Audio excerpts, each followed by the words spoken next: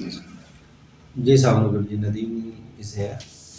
तो आज का जो सब्जेक्ट है मेरे नज़दीक ये काफ़ी एक ना पेनफुल भी है। एज अ कह लें कि जो बिज़नेस की मेरी अपनी एक्सपर्टीज़ है या जो मेरी एडवाइजरी की प्रैक्टिसेस हैं उसमें मुझे इसमें बहुत ज़्यादा एक पेन होती है जब मैं देखता हूँ बड़ी बड़ी इंडस्ट्री जो है सिर्फ प्रॉफिट एंड लॉस में ही वो गुम होती है, जबकि फाइनेंस की जो फील्ड है वो प्रॉफिट एंड लॉस से बहुत ज़्यादा हट के है। तो ये होता है कि जब आपने देख रहे होते हैं, जब आपको कुछ काम मिलना शुरू होता है तो प्रॉफिट एंड लॉस की बेस पे चल रहे होते हैं, फिर इन्वेस्टर्स की तलाश शुरू हो जाती है, या फिर ये है कि बैंक्स की जो है ना कह लेंगे ना डेट आपके ऊपर आना शुरू हो जाता है। ये चीज़ें मेरी समझ में काफ़ी वो मुश्किल से आ रही होती है, काफ़ी इसमें पेन हो रही होती है। दूसरा फॉर्मेट ये फिर ये यूज़ कर लिया जाता है कि आप अपने कोई ना कोई लाइक जैसा रियल एस्टेट के अंदर होता है कि वहाँ पे एडवांसेस लेना शुरू कर देते हैं, या बिजनेस में एडवांसेस वगैरह आना शुरू हो जाते हैं फिर, क्योंकि आपकी कॉस्ट ज़्यादा होती है जब एडवांसेस आ रहे होते हैं। तो आप क्या कर रहे होते हैं कि एक्चुअली अपनी कॉस्ट को मिटिगेट करने की कोशिश कर रहे होते हैं, ना कि डिलीवरी पे आपका वो फोकस होता है। जबकि राइट फ्रेम ये होता है कि अगर आप एक्सपीरियंस्ड हैं, आपकी एक्सपर्टीज़ है किसी फील्ड के अंदर, कोई भी बिजनेस है, चाहे वो रियल स्टेट है, मैन्युफैक्चरिंग है, चाहे वो इवन के आर्ट है, कोई भी ऐसी चीज़ जिसमें आप समझते हैं आपकी एक्सपर्टीज़ है और आप बिजनेस को रन कर सकते हैं, आपका एक्सपीरियंस है, तो इसका मतलब ये है कि उन लोगों को आप पे इन्वेस्ट करना चाहिए जो अपने पैसे किसी बैंक में रखते हैं सेविंग अकाउंट के लिए, या वो डेट इन्वेस्टमेंट है ना लाइक प्रॉपर्टी वगैरह के अंदर वो अपना फाइल्स या प्लॉट्स लेके छोड़ देते हैं। That's a debt investment. और जितना पैसा इस तरह की चीज़ों पे जाएगा, जितना ज़्यादा चाहता चला जाएगा, उतने ही कह लेंगे। एक तो ये कि मैक्रो लेवल पे ये कि पूरी इकोनॉमी उससे वो डैमेज हो रही होती है, प्लस ये कि आपका अपना ज़ाती पैसा जो है ना वो पैसिव हो जाता है जाके ना, वो जितना उसको रिटर्न देना चाहिए वो आपको नहीं देता। तो अगर एक शख्स बहुत अच्छा बिजनेस कर रहा है, चाहे वो गारमेंट में है, केमिकल के अंदर है, इवन के प्रोडक्शन के अंदर है, मीडिया प्रोडक्शन के अंदर है, तो ऐसे ऑडियंस, ऐसे लोग अ, उसके साथ एक शेयर बेस्ड यानी इक्विटी बेस्ड अपने आप को मैनेज कर सकते हैं। सपोज कर लें कि अगर मेरा एक बिजनेस है 1 करोड़ का, और मैं समझता हूँ, अगर मैं एक्सपीरियंस्ड हूँ, मैं समझता हूँ कि अगर ये 10 करोड़ का भी है तो इसको मैं बहुत अच्छे तरीके से चला सकता हूँ। अब एक कह लें कि बंदा जॉब कर रहा है, या एक गवर्नमेंट जॉब कर रहा है, ये बंदा रिटायर्ड हो चुका है, या एक फीमेल है, उसने कुछ अपनी सेविंग की हुई है, बजाय ये कि वो बैंक को दे, वो अपने वो सपोज कर ले उसके पास 5 लाख है, वो मुझे दे। मैं अब उससे लोन नहीं ले रहा, ना मैं कुछ अमाउंट फॉर द इन्वेस्टमेंट ले रहा हूँ, मैं उसके अगेंस्ट अपने बिजनेस का एक शेयर, एक होल्डिंग उसको दे रहा हूँ। रीजन ये कि बिजनेस प्रॉफिट लॉस दोनों का ही नाम है, लेकिन ये कि मेरे हाथों में वो एक सेफ है क्योंकि मेरा एक्सपीरियंस है।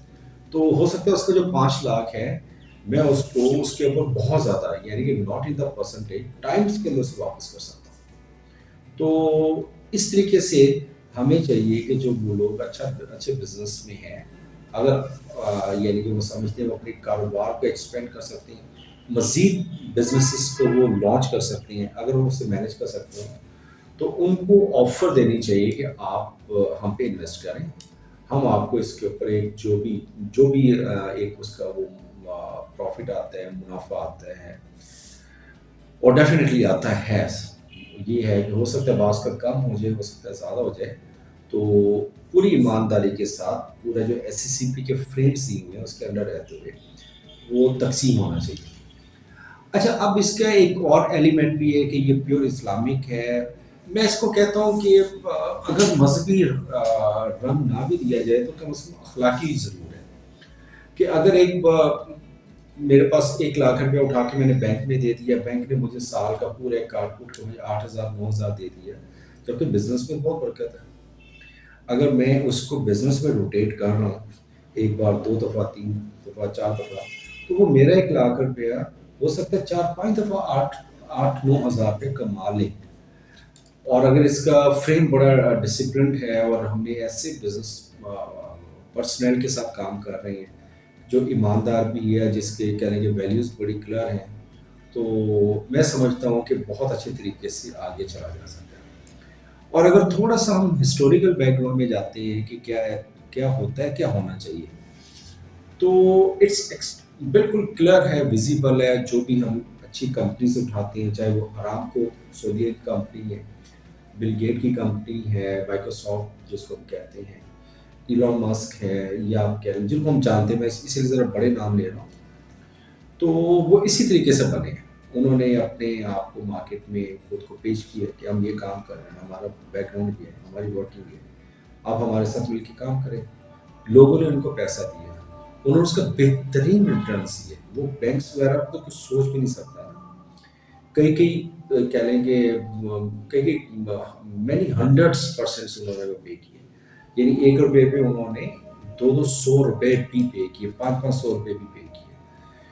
और कुछ है मामलात में वो उन्होंने नुकसान भी किया, ऐसे भी कोई शक नहीं है।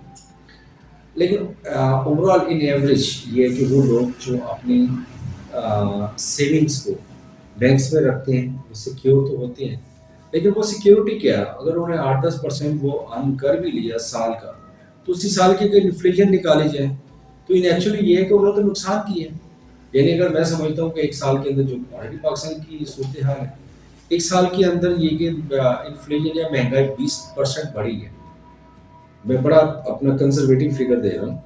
जबकि उन्होंने वहाँ से बैंक से लिया कितने 12% 13%, इन एक्चुअली उन्होंने 8,000 का तो नुकसान किया।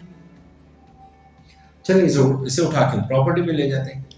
फाइल्स ले ली या कोई प्लॉट्स वगैरह ले ली, मान लिया कि 1 साल 2 साल बहुत ज़्यादा गया। इन प्रॉपर्टी में रेगुलर नहीं होता। तीसरे साल आप देखें 5 लाख की फाइल जो है ना, फिर 50,000 की नहीं बिक रही होती। या जो प्लॉट आपने ले लिया बड़े अच्छे तरीके से, जनाब ये सपोज कर लें कि आपने 1.5 करोड़ का ले लिया, लेकिन जब आप उसको बेचने जाते हैं तो बहुत नीचे आ चुका होता है। लेकिन पता कहता है यार 10 साल पहले ये मैंने ली थी चीज़ 50 लाख की, अब मुझे इसका 1.5 करोड़ रुपया मैं इसका वो मुझे मिल रहा है। लेकिन उसके बीच में 10 साल भी हैं। उस 10 साल में एक्चुअली आपके उस पैसे ने कितना डिवैल्यू हुआ है। तो मैंने कभी प्रॉपर्टी में इस हवाले से लोगों को कमाते हुए नहीं देखा, वेरी सॉरी। हाँ, अगर आप कहें ना कि मैंने लिया 6 माह के बाद लिया, एक आधी दफ़ा हो सकता है कि उसका वो जैकपॉट भी लग सकता हो। लेकिन ऑन एवरेज ये चीज़ें जो है आप किसी न किसी हवाले से तंग ही कर रही होती है, नुकसान ही दे रही होती है। अब बात जो सबसे इम्पोर्टेंट एलिमेंट है कि अगर आप किसी अच्छे बिजनेसमैन के साथ लग जाते हैं, तो ये कैसे पता लगेगा कि वो साफ सुथरा है, अच्छा है, या लीगल उसकी ये पोजीशन ठीक है। तो उसके लिए बहुत सारे असूल हैं जी, सिंपल डिसिप्लिन है। एक तो ये कि उसको इन एनी केस उसका कस्टोडियन अच्छा होना चाहिए, मीन उसकी एससीपी में उसकी पोजीशन ठीक हो, उसकी बैलेंस शीट्स हैं, उसके बिजनेस की एक रेपुटेशन है, उसकी क्रेडिबिलिटी है। तो कमाने का बेहतर यही तरीका होता है कि जो इंडस्ट्रियलिस्ट है, जो बिजनेसमैन है, उसके साथ जुड़ना चाहिए। अगर देखें इन केस कि वहाँ पे कोई नुकसान भी होता है, तो नुकसान सबसे पहले वो अपना करेगा, फिर आपका करेगा। अगर हम लीगल मॉडल्स फॉलो कर लेते हैं, तो फिर वो फ्रॉड नहीं कर सकता आपके साथ। हाँ, नुकसान कर सकते हैं, और अगर नुकसान करेगा तो पहले तो अपना नुकसान करेगा। और अगर वो 15-20 साल 25 साल से एक अच्छे तरीके से बिजनेस चला रहा है, तो आपके पैसे को भी अच्छे तरीके से संभाल सकते हैं। दूसरा टोटल लॉस होता है जी।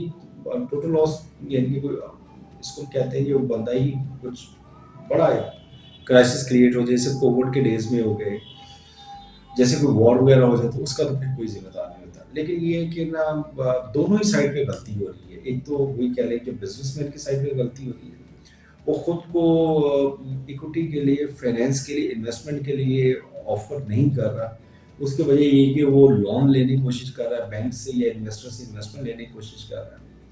दूसरा ये कि जो हमारा वो तबका के जो लोग के जो डॉक्टर्स हैं, इंजीनियर्स हैं, गवर्नमेंट जॉब्स कर रहे हैं या प्राइवेट जॉब्स कर रहे हैं, वो ख़वातीन जो घर में हैं लेकिन उनके पास अपने पैसे, जो उनके पास कुछ सेविंग है, उसे प्रॉपर यूज़ नहीं कर रही, उनको भी चाहिए कि वो ज़रा बेहतर तरीके से फैसला करें और अपने पैसे को debt investment, I mean property में ना डालें या बैंक्स में ना डालें, किसी न किसी हवाले से उसको इस्तेमाल में लेके।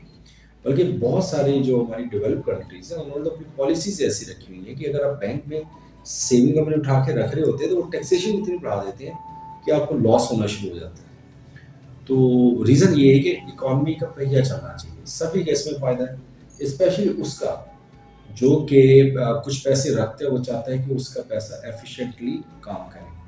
और बिजनेसमैन के लिए ये सेव हेवन है कि वो ईमानदारी से काम करे और अपने रिजल्ट में बाकी लोगों को शामिल करे। Thank you so much, see you next time, bye.